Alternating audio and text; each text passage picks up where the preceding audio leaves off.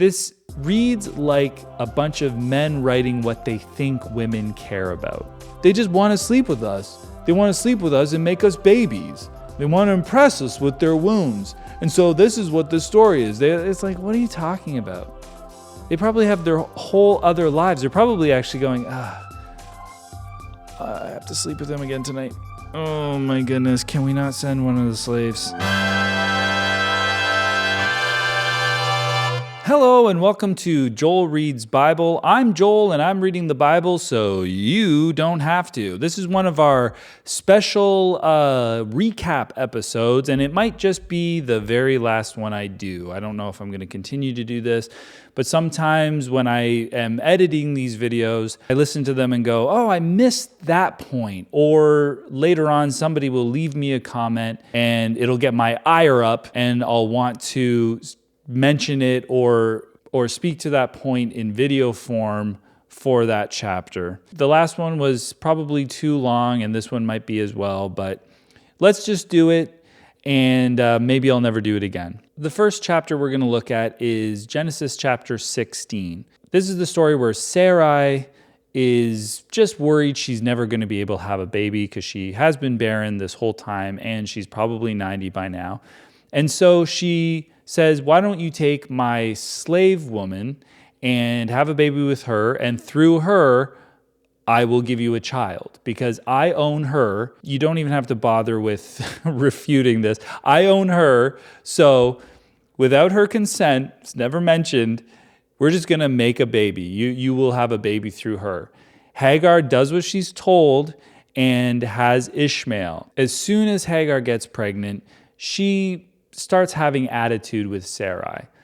She probably wishes she was the main character now. She's like, hey, look what I'm doing. She's probably frustrated that she had to go sleep with Sarai's husband and has to carry this baby when it wasn't probably much of a choice for her. So Sarai, of course, pushes back and says to Abraham, what can I do with this woman? I'm so sick of her. Abraham's like, do what you want. I don't care. I don't care about any of this. I don't care about you. Or he does care. He likes, she's very attractive, but I don't care about Hagar. I don't care about this unborn child. Why would I care? So Sarah's like, great. She starts being abusive to Hagar. And it's so abusive that Hagar runs away. That's the level of abuse we're dealing with. That would be great if that's where the story ends. Hagar, a gift probably from the Pharaoh, runs away after being forced to conceive her master's child and could live happily ever after. She could have gone back to Egypt. But no, God decides this is the moment to interfere, okay? Or intervene if you want to use the nicer word. But he interferes. I know what you're thinking. He probably goes to Sarai and says, hey, this is where Hagar is. Apologize to her. Treat her better. Yes, she is your slave, but be fair with her. She is carrying... Wait, no, he doesn't do that. He goes to Hagar and he says, listen, just go back. Abraham should have this son. And by the way, I'll promise you this. I will give you and your descendants tons of children, billions, but no one will like them. I do have to make it, because my people, the Jews are my favorite. The Hebrews are my favorite people, and I can't be doing nice things for everyone. So yours are going to have a hard time of it. Your son is not going to get along with people, and that's the way it's going to be. But there's going to be a lot of them. If I were Hagar, I'd be like, no thanks. I don't care. I don't care if there's a lie. My line can die here. I don't want to go back there. Are you going to talk to them? I don't know if I should talk to them. So for some reason, Hagar says she feels seen. The Lord has seen me. This is Stockholm Syndrome, okay? This is what Christians must be experiencing all the time. Christians must see themselves in Hagar because they're always going, oh, God's good, God's good, God's automatically good. I am predisposed to believe that God is good regardless of his behavior. Will he drown babies? He's good. Oh, he hardened Pharaoh's heart so he could kill a bunch of firstborns? That's good for some reason. Somehow that's good. I'm just going to believe that's good. Hagar's the same way. Okay, yeah, that's good. Okay, good idea, God. You're good. You've seen me. This is good. And I'm going to jump ahead here. In a couple more chapters, Abram sends Hagar away. So this whole story, this whole part of the story where God's like, go back, is useless. And when Abraham sends her away, it's to an almost certain death. The point is that she is a victim here. Never forget, she is the victim. Not Abram, not Sarai. It was Sarai's stupid idea. Abram signed off on it. He's the one that probably non-consensually had intercourse with this woman, and she gets the short end of the stick. Thanks, chosen people. So chapter 17 is just weird. We accept circumcision because it's ubiquitous, right? It's just, it happens. It's what we do. But it is, in a lot of ways, probably genital mutilation. I'm not on some sort of soapbox about it. Go for it, whatever. I don't have a huge opinion. But it is, if you step back just a little bit, kind of weird. And it's a little weird that this God is commanding that every child 8 days old, why not wait till they're adults? I mean, I'm happy for it to happen before you have a memory, but why don't you wait till you're an adult? You can choose it. Why not make it something that you actually have agency over, what happens to your body? Why does it have to be something that we do to children who are 8 days old or younger or whatever? And this includes, explicitly in the text, slave children. The children who aren't Hebrews, they're slaves from other nations because you're allowed to have those slaves. God is more concerned with their genitals than with mentioning maybe don't have slaves. Even by chapter 17 of Genesis, we already can be pretty confident that God is not interested in condemning slavery whatsoever. He's just not that worried about it. So then in this chapter, because there's a covenant, God arbitrarily, it seems, changes Abram's name to Abraham and Sarai's name to Sarah. And then he, boom, opens her womb in a miraculous sort of make a baby kind of thing. Later on, we will see that Isaac marries a barren, and I think Jacob marries someone barren. It's either that God loves toying with women's wombs, or people are really bad at writing creatively. They just can't come up with any new stories. They're just like, yeah, let's do the barren thing. How can we make women interesting? Let's make them barren because their one job is to procreate. They're baby makers. That's all they're here for. And you might be like, no, it's God teaching trust. No, it's God toying with people.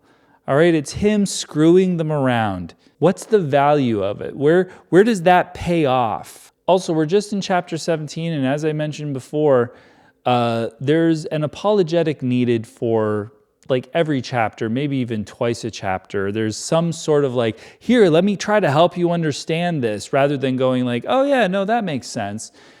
How much of that can you take as a Christian? How much can you go like, oh yeah, no, I need help. I need hand-holding for everything, or I need to assume something, or I need to add something into it to make it make sense, something that just isn't anywhere in the Bible. It's just like extra textual. Oh, it's got to be in context. What context? What context? Other books?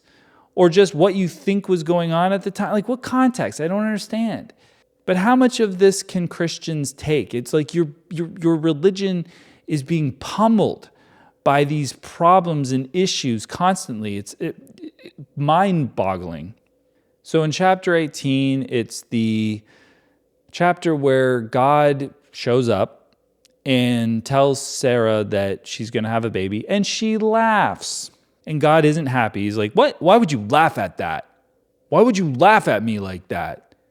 Because you're doing something that's unheard of. The whole reason why this is an interesting story, the whole reason why you had them wait so long and now all of a sudden, oh, you're going to have a baby, is that, look at this, it's a miracle. So why wouldn't she laugh? What? This is going to happen? Are you out of your mind? He should be like, yeah, I know. Wild, right? But I'm going to do it. People like say, God has a sense of humor. He has no sense of humor. He doesn't have a sense of humor about himself. He doesn't have a sense of humor about what's going on. He has no sort of like self-awareness. He's just like, why would you laugh at that? Well, because it's a joke, right? Like, what are you talking about? I'm going to be pregnant? I would be mad if I was Sarah. I'd be like, you had the power to unbarren me this whole time, and you put me through this whole Hagar bullshit? Why? And guess what? It doesn't pay off. All of that, nothing comes of it. If God was teaching Abraham trust or whatever the case was, or teaching Sarah, there's no follow-up to this. It's just stories. It's dispassionate telling of stories. It wasn't something that was of any value to Sarah or Abraham or anything. So then God teases at the idea that he might do something horrible to Sodom. And Abraham tries to negotiate, hey, what if there's 50 people, 40 people, 30 people? And God's like, hey, if there's that many, I won't destroy it. And of course, there isn't even that many. There's only not even 10 righteous people. There's not even 10 righteous people in a whole entire town. So in chapter 19, every single man and boy in that town is seemingly, reading the text at face value, gay, which is statistically highly unlikely. I watched a video by Dan McClellan saying that it's not about homosexuality, and I'm fine with that, of course. I'm not a Bible scholar, but they are going to have sex with men. What Dan was saying was that this could have been them violently assaulting these people in that manner. They must be enjoying it somewhat because they would have had to be aroused during it. And this is also every single man and every single boy involved. Send them out so we can have a violent, aggressive, hateful gangbang with everyone here. Everyone is somehow going to pull that off. Lot's like, no, do that with my daughters.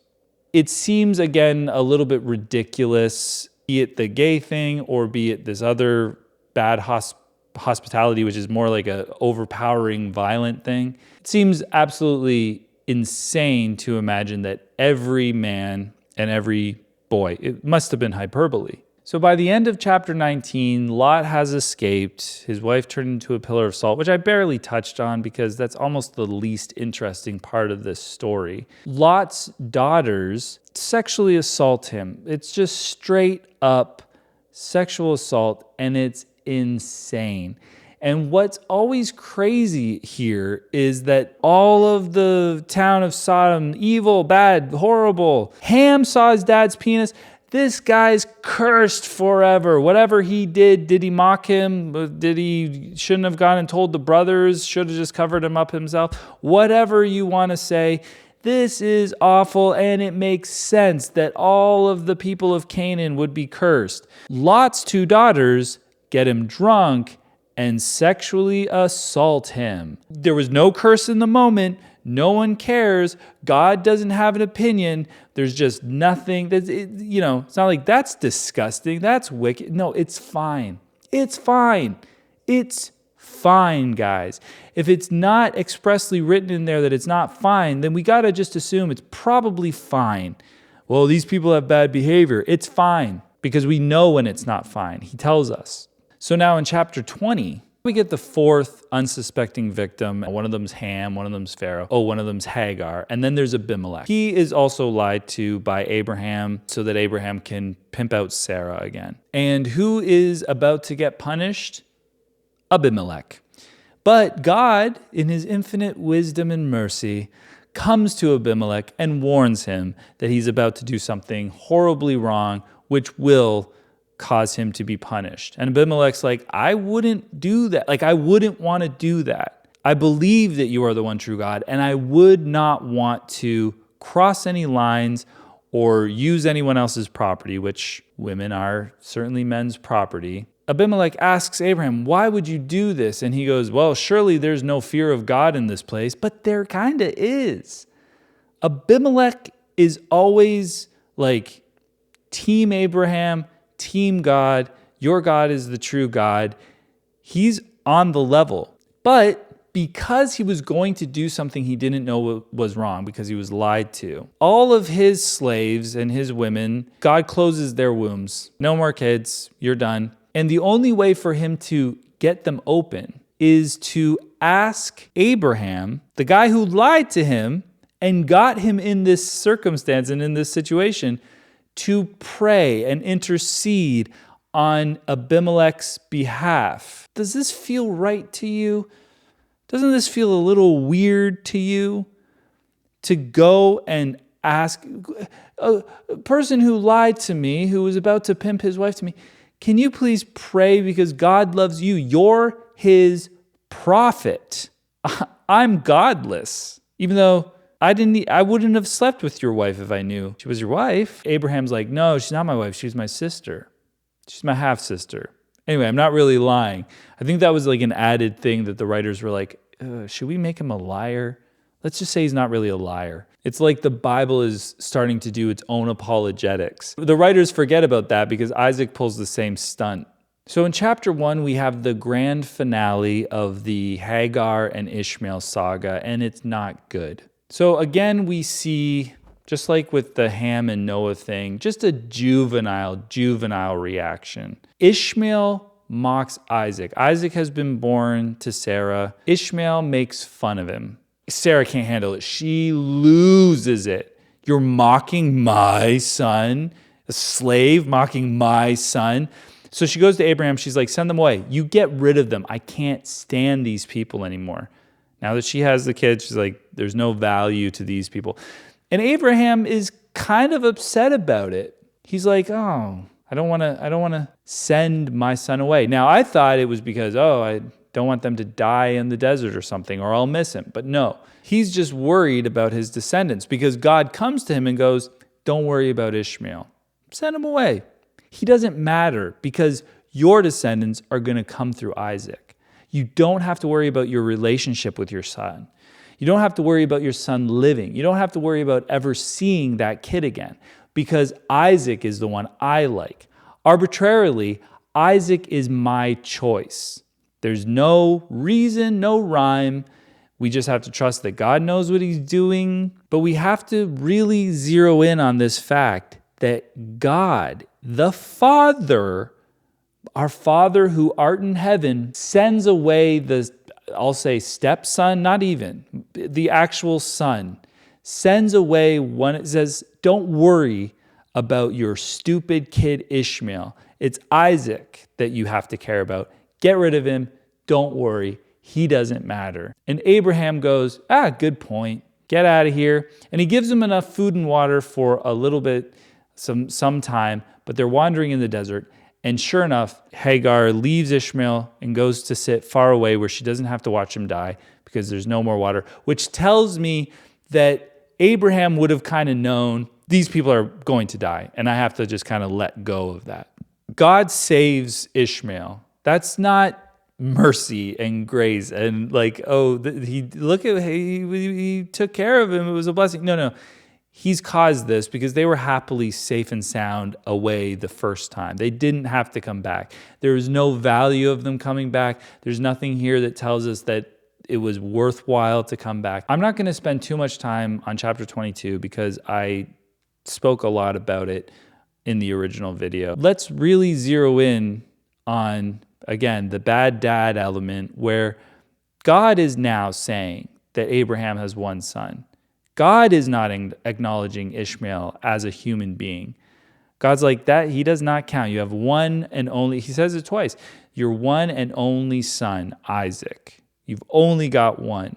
Do you really want to worship this dismissive God? Like, is that a good God to you? Like, these are problems. Why are you accepting that? I hope it's just the writers forgot. They're like, oh yeah, we had Ishmael there. He comes back in a later chapter. Well, yeah, it wasn't his one and only son, but it does seem more intense if we do say it was his one and only son. So let's put that in the text.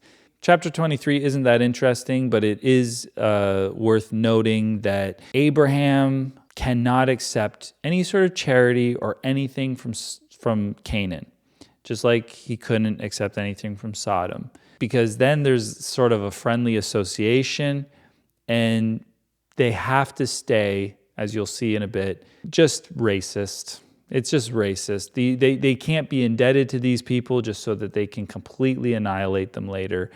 And they have to be like, we need to exist on different planes here. So no, I'm not going to accept things from you. In chapter 24, you can go watch the video. I do describe things in that, I think, pretty well. We're getting more pure race sort of nationalism. Don't be with one of these Canaanite women. Get one of the women that are of our people, which happen to be related. Our racism has resulted in this incest because we need to maintain a pure race. And God is supportive of this. Of course he is. These are his chosen people. It hasn't said that in the book yet, but he forces somehow Rebecca to say, let me water all this other stuff, which infringes on her free will. And I sort of talk about that a little bit in the episode as well. There is sort of a, hey, this is how you can manipulate people by invoking, I said inciting in the episode, but invoking the name of God to get what you want. God told us that we should be able to buy your building for $300,000. The Lord has put that on my heart. Well, I don't really want to do that. Yeah, but the Lord kind of said, it's one of those things. The Lord said that we should have sex before marriage. I know it's not typically something we should do, but the Lord has really laid it on my heart to hook up with you right now. In chapter 25, it starts with the Jacob and Esau story and just being tricksters. They're fun stories and they're probably fictional stories. So it's interesting. Ooh, you got the birthright. Ooh, this is a fun little trick. But these are tricksy people. You know what I mean?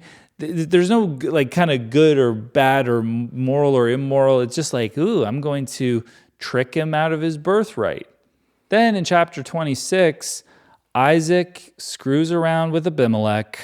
He does the same garbage. He's like, this is my sister, but it's actually his wife. Because again, nobody trusts Abimelech. He hasn't yet killed anyone, like any of his family, for their wives. But in this case, he does the same thing. She's my sister. This is a sister who also has 2 children. And I think the children are fully grown. And they never come home to visit. They're just not around. Nobody sees a family dynamic happening. Abimelech is not wise to any of this, except one day he's looking out his window and he sees it maybe in another courtyard or something, who knows. Isaac and Rebecca are cavorting. Keep in mind, they're quite old. She's had 2 kids, but I guess they're still going at it. And he's like, wait a second, that's your wife. You lied to me again. Yep. That's right, I tricked you. And also, the writers of the Bible have 2 stories, being barren and lying about your sister who's actually your wife. In 27, it's that clever story, that interesting story where Sarah uses Jacob to usurp Isaac's blessing from Esau. And when I was a kid, I was just like, oh man, it felt kind of actually a little bit wrong at the time. It felt like, who am I rooting for here? And I think I was supposed to root for Jacob, but it was kind of a shitty thing to do. It's a shitty trick, and these shitty tricks are what the people in this book do. It's not even a myth at this point. It's not even really a fairy tale. It's sort of just like a folk story. That's what this feels like. It's a cute little folk story of like Esau was so hairy that his hair felt like goat hair. That's obviously not true. It's a folk story. But there's a dark underpinning to it all, because the reason why Rebecca really wants this to happen is because, that's right, Esau married 2 Canaanite women and they hate Canaanites. It's caused a lot of distress for them because they are racist and they just want the pure race. They're like, you better not do this, Jacob. We need you to be pure at least. So why don't you get the blessing? Because I can't be giving it to these horrible, horrible Canaanite women. In chapter 28, there's not much to say. I say it in the episode, so you can just watch that. I've really covered what I want to cover in this episode, but we're just going to see it through to chapter 30. It's Jacob running away, then maybe eventually coming back, and Esau trying to fix marrying those Canaanite women by marrying an Egyptian one, a half Egyptian one, Ishmael's kid. Esau's trying to appease his racist parents. And then Jacob has a dream, the Jacob's Ladder dream, the famous Jacob's Ladder dream. And it's just repetition, man. Like, who cares about these descendants? It's going to happen. Yes, fine. You'll have a lot of descendants. Who cares? It's such a big deal back then, but who cares? And why do we care? Oh my goodness, the Lord will give them. So do you care? Do you think that this is impressive anymore? Who gives a shit? So then Jacob shows up in Paddan Aram, and what do we get? More tricking. It's always this tricking. Like, I would not want to be in this family that is just constantly tricking each other. So Laban tricks Jacob into marrying the ugly daughter and the attractive daughter. That's it. It's a fun trick.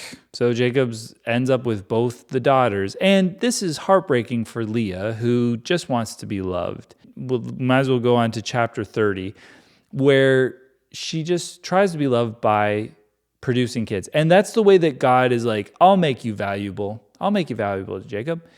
You're the one that gets to have kids, but not your sister who Jacob loves more. She's like, do you find me valuable now, husband? And Jacob's like, I still kind of prefer Rachel to you, Leah. Like, geez, it doesn't matter that you're pumping out all these kids. So chapter 30 is almost like this farce. It's almost comical, where there's a competition between Leah and Rachel using their slaves and using their own wombs to try to make more kids than the other. Oh, I've done 4. Well, I've done 3. Well, I've done, and they're just like bickering back and forth. And then there's a scene where Rachel wants some mandrakes from Leah, and Leah's like, you have everything else. You want mandrakes too? I want to sleep with my husband. I want to get laid. And Rachel's like, you give me some mandrakes, you can bang Jacob. This reads like a bunch of men writing what they think women care about. They just want to sleep with us. They want to sleep with us and make us babies. They want to impress us with their wombs. And so this is what the story is. It's like, what are you talking about? They probably have their whole other lives. They're probably actually going, I have to sleep with him again tonight. Oh my goodness, can we not send one of the slaves? I wish that there was a way to not have to have babies. Please. It's exhausting. And then Jacob wants to leave, and Laban is like, hey, why don't you stick around? And Jacob's like, no, I really don't want to. And he's like, what do you want? So Jacob pulls a trick, and it was a little bit confusing for me at the time, and I didn't really talk that much about it, but it's just another trick, and it's kind of like comical. Jacob's like, hey, just give me the spotted animals. And I don't know if Laban takes all the spotted animals away and goes, yeah, sure, and then there are no spotted animals, or if he's separating them to be like, I don't want them to make any new spotted animals, so we're going to put all the spotted ones over there. Then it's a finite number of the spotted ones, and we'll keep all the pure ones over here. I don't know exactly. It seemed like Laban was hiding the spotted ones. But Jacob has a plan. He's smart. He has a magic potion. I don't know if this would work in any real way, but he makes this trough of water, which will cause these sheep to be born with blemishes. So he amasses a very strong, robust flock of spotted animals, tricking Laban back. So it's just two people screwing each other over. It's more wacky folk tales. So we'll see what happens in chapter 31. But this is my final thought on this recap. As I've spoken to Christians and debated and had conversations in the comments of these videos, they like to say that, hey, the behavior of these people was bad. We agree it was bad. God didn't condone that. So just because they acted this way, God never condoned that. And so you can't really lay it on God. And that's true. And I say it in a few episodes where I'm like, yeah, I know God's not condoning this. But God never condemns it. He also sometimes helps it, like we see with Hagar and Sarah, helps them abuse Hagar in a sense. He doesn't care about the kid because he has arbitrary favorites. It's like it doesn't matter what the behavior is of Abraham and Isaac and Jacob. I've chosen them. However, Abimelech, if he were to do something wrong, he's screwed. You will never hear me say, yeah, I don't really like what Abraham, Isaac, or Jacob did. They did this thing. They did it. But it doesn't say, yeah, and that was bad. And here are the consequences. So you tell me that God isn't condoning that behavior, please. Yeah, tell me that God doesn't condone that behavior implicitly by never mentioning it and helping these people along. But anyway, that was the recap, and thank you for watching. If you watched the whole thing, kudos to you. I wouldn't do it. I wouldn't even sit here and make it, frankly. I didn't do this. This is AI. Thank you for being here. Thank you for watching the videos. I really do appreciate it. Thank you for all the comments. Thank you for subscribing if you have. And if you watched this and you're this far and you haven't subscribed, you're out of your mind, please subscribe. And that's it from me. So have a great week.